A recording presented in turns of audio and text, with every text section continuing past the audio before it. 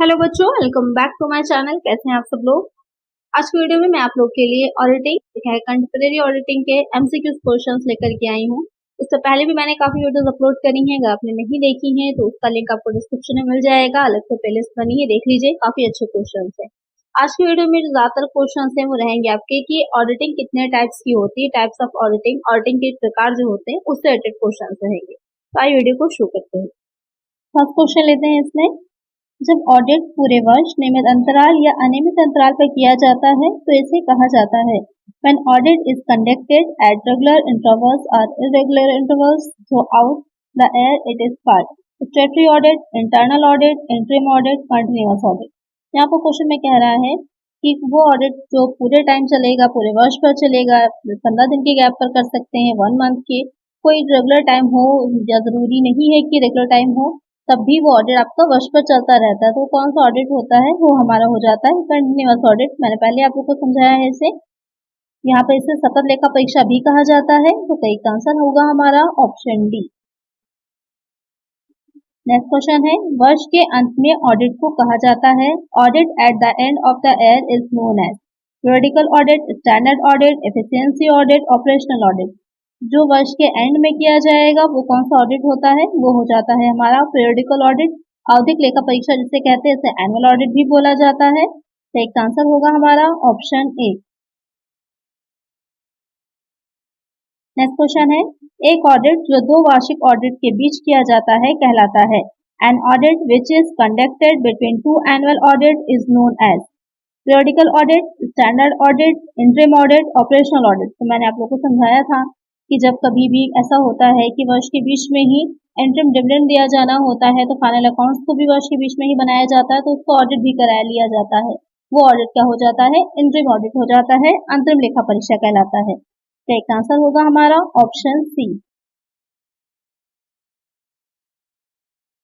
Next question है, audit जो वैधानिक आवश्यकता नहीं है लेकिन स्वामी की इच्छा पर आयोजित किया जाता है इसे कहा जाएगा The audit which is not a statutory requirement but is conducted at the desire of owners is known as private audit, balance sheet audit, operational audit, efficiency audit।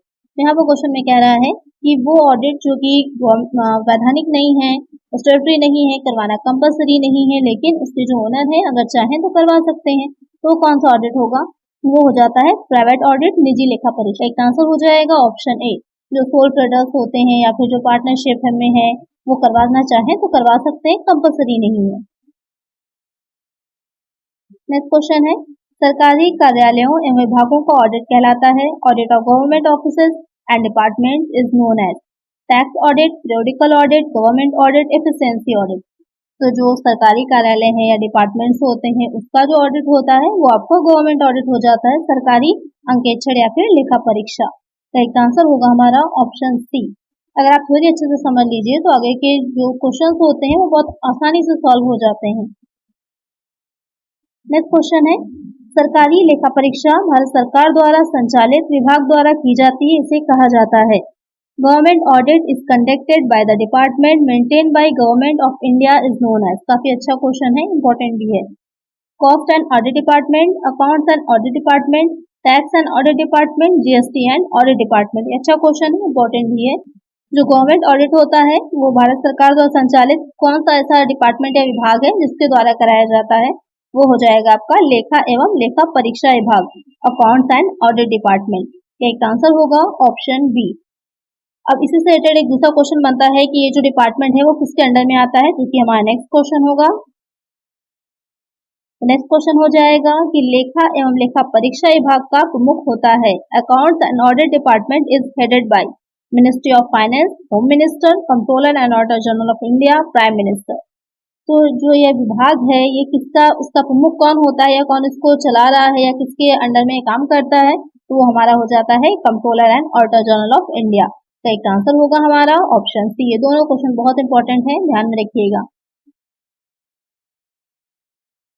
Next question है, व्यवसाय के कर्मचारियों द्वारा खातों का ऑडिट कहलाता है audit of account by the staff of the business is known as statutory audit, internal audit, interim audit, continuous audit. तो यहाँ पर क्वेश्चन में पूछ रहा है कि जो एसआई के कर्मचारी होते हैं यानी कि ऐसा ऑडिट होगा जो कि किसी बिजनेस में या किसी ऑर्गेनाइजेशन में जो स्टाफ होता है वहाँ पर auditor as a staff hire कर लिया जाता है और वो लगातार कंपनी में रहकर ही उस कंपनी के जो भी अकाउंट्स बनाए जाते हैं, खाते रखे जाते हैं, उसका ऑडिट करता रहता है, उसकी जांच करता रहता है।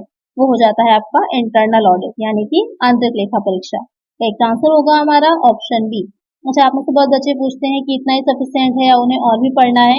तो ये आपकी चीजें जो है वो सिलेबस को कवर करा रहे हैं हम कि क्या क्या सिलेबस में है आपके। इसी से क्वेश्चंस आपके बनेंगे, लेकिन क्वेश्चंस वहां तक कितने डीप तक पूछे जाते हैं ये तो डिपेंड करता है कि एग्जामिनर पर। आप लोग इसके साथ ही जो प्रीवियस ईयर के इसके पेपर्स हुए होंगे उनको ले लीजिए और साथ ही प्रैक्टिस करते चलिए, जिससे कि आपके क्वेश्चंस की भी अपनी एक लैंग्वेज होती है, उसको समझना बहुत इंपॉर्टेंट होता है। उसके लिए ज्यादा से ज्यादा प्रैक्टिस करिए, प्रीवियस ईयर ले लीजिए और उसको प्रैक्टिस करते रहिए, जिससे आपको आइडिया भी लगेगा क्वेश्चंस कैसे आते हैं और साथ ही आपकी प्रैक्टिस भी होती रहेगी। नेक्स्ट क्वेश्चन है, ऑडिट किसके लिए अनिवार्य है? Audit is compulsory for companies, trust and cooperative societies, companies form under special act of parliament, all of the above. अच्छा क्वेश्चन है कि ऑडिट जो होगा वो किसके लिए कंपल्सरी होता है। ये क्वेश्चन बहुत पूछा जाता है, बस इसमें थोड़ा सा चेंज कर देते हैं कि जॉइंट स्टॉक कंपनी लिख देंगे, सोल ट्रेडर लिख देंगे, तो कुछ भी रख सकते हैं। यहाँ पर इन तीनों के लिए ही क्या होगा, कंपल्सरी होगा। कंपनी के लिए भी, ट्रस्ट के लिए भी, और जो स्पेशल एक्ट जैसे कि बैंक्स हैं या फिर जो बीमा कंपनियां होती हैं, इंश्योरेंस कंपनीज हैं, उनके लिए कंपल्सरी होता है। तो ये तीनों के लिए ही कंपल्सरी होगा। किसमें आता है? तो ये तीनों ही ऑडिट जो आ जाते हैं वो आ जाते हैं किसमें? स्टेटरी ऑडिट में, वैधानिक अंकेक्षण में। करेक्ट आंसर जो होगा हमारा option D, all of the above. Next question है, वैधानिक लेखा परीक्षा को और किस नाम से जाना जाता है? Statutory audit is also known as compulsory audit, financial audit, financial statement audit, all of the above. तो जो वैधानिक लेखा परीक्षा होगी उसे और किस नाम से जाना जाता है? तो इसका आंसर आप मुझे कमेंट करिए कि जो स्टेटरी ऑडिट है कि इसको और हम किस नाम से जानते हैं। तीनों ही नाम से भी जान सकते हैं, तो आंसर आपका ऑल ऑफ द अबव होगा। किसी एक नाम से जानते हैं तो वो आंसर आप लोग मुझे कमेंट करिएगा। नेक्स्ट क्वेश्चन है, सतत लेखा परीक्षा उन संगठनों के लिए उपयुक्त है जहां continuous audit is suitable for organisations where business is very large and large number of transactions are needed to be checked. Audited statements are required immediate after the close of financial year. Banks, all of the above. Question में कह रहा है कि जो हम continuous audit होता है वो किस तरह की जो ऑर्गेनाइजेशन होती हैं उनके लिए अच्छा माना जाएगा, सुटेबल होता है कि जैसा है जहाँ पर बहुत बिजनेस जो है उनका बहुत काफी बड़ा है, लार्ज स्केल पे है और वहाँ पर काफी बड़ी संख्या में जो ट्रांजेक्शन होते हैं, लेन देन होते हैं। साथ ही वहाँ पर जो वित्तीय वर्ष की समाप्ति पर जब फाइनेंशियल ईयर का एंड हो रहा होता है तो उसके जस्ट बाद इमीडिएट ही उनको जो ऑडिटेड उनके स्टेटमेंट्स होते हैं, फाइनेंशियल स्टेटमेंट है, उसकी जरूरत होती है। या फिर बैंक जो होते हैं वहां पर, तो यहाँ पर जो सतत अंकेक्षण है, कंटिन्यूअस ऑडिट है, इन तीनों के लिए ही इम्पोर्टेंट रहता है या इन तीनों ही जगह पर सुटेबल रहेगा। जहाँ पर बिजनेस बहुत बड़ा है तो वहां पर तो सारे एक एक चीज को लिख पाना पॉसिबल होना थोड़ा मुश्किल हो जाता है या कहीं पर छूट जाने की ज्यादा प्रोबेबिलिटी रहती है। इसलिए अगर रेगुलर ऑडिट होता रहेगा तो किसी भी तरह की कोई गलती है भी तो फौरन ही पकड़ में आ जाएगी।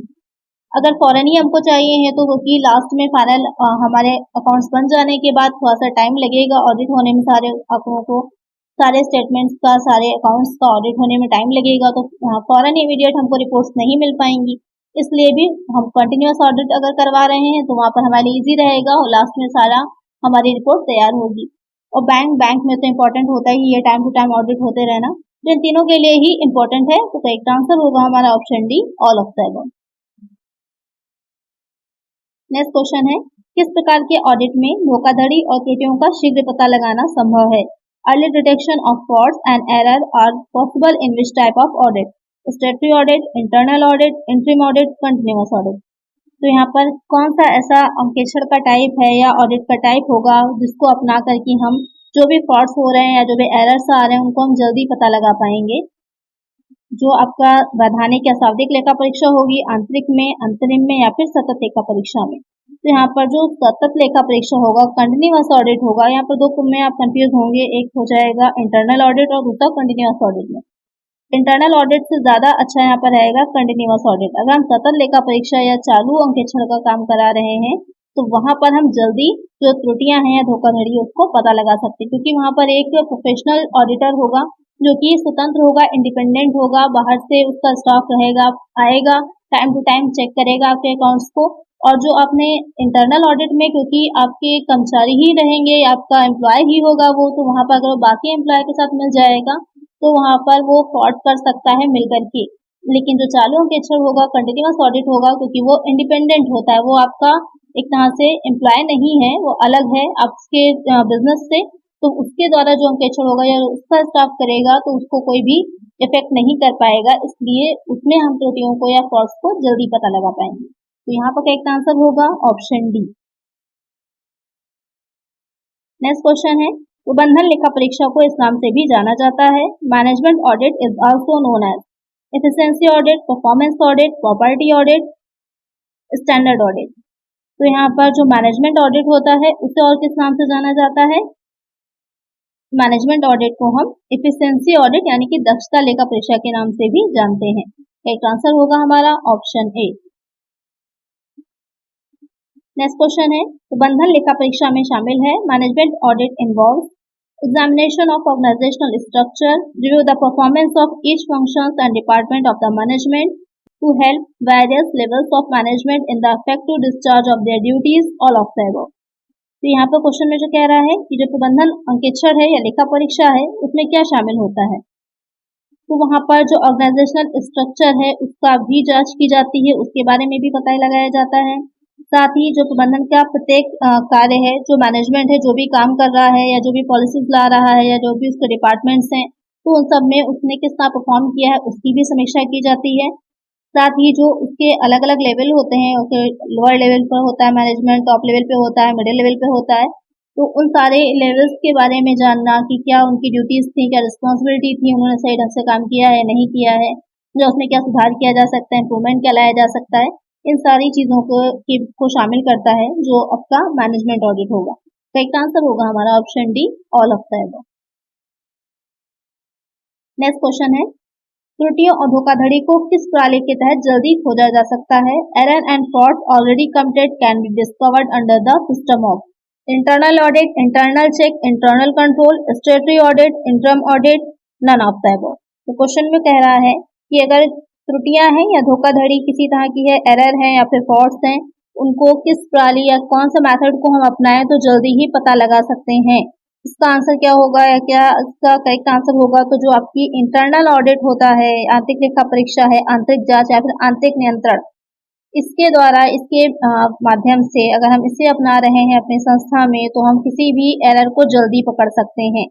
आंतरिक अंकेक्षण, आंतरिक अंकेक्षण के बारे में मैंने आप लोगों को पहले ही समझा दिया। इंटरनल ऑडिट क्या होता है? इंटरनल चेक में ये रहता है आंतरिक जांच कि एक जो एम्प्लॉय है जो काम कर रहा है, दूसरा एम्प्लॉय उसका इस तरह से काम को बांटा जाता है, डिवाइड किया जाता है कि एक जो एम्प्लॉय काम करेगा दूसरा एम्प्लॉय उसकी जांच कर लेता है, तो वहां पर क्रॉस चेक हो जाता है, क्रॉस एग्जामिन हो जाता है कि किसी तरह की कोई गलती अगर एक से हुई है तो दूसरा उसको फौरन ही पकड़ लेता है। और उसके बाद इंटरनल कंट्रोल रहता है, तो आंतरिक नियंत्रण भी रहेगा क्योंकि जब आपस में ही जब ऑडिटर है वहां पर और काम सारा उसके अंडर में रहेगा, चेकिंग चल रही है, जो ऑडिटर है वो एज एम्प्लॉय काम कर रहा है, तो एक दबाव बना रहता है बाकी जो एम्प्लॉयज हैं उन पर।